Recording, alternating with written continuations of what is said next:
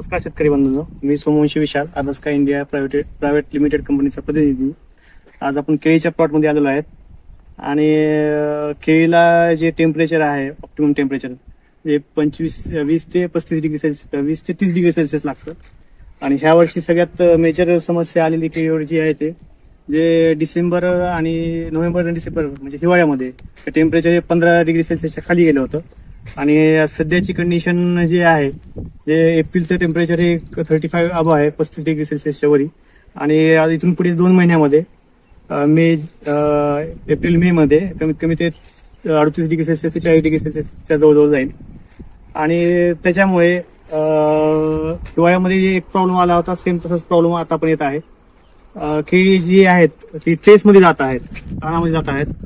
आणि आपल्याला ताणामध्ये गेल्यानंतर केळी आपल्याला ताण कमी करण्यासाठी आपल्याला एक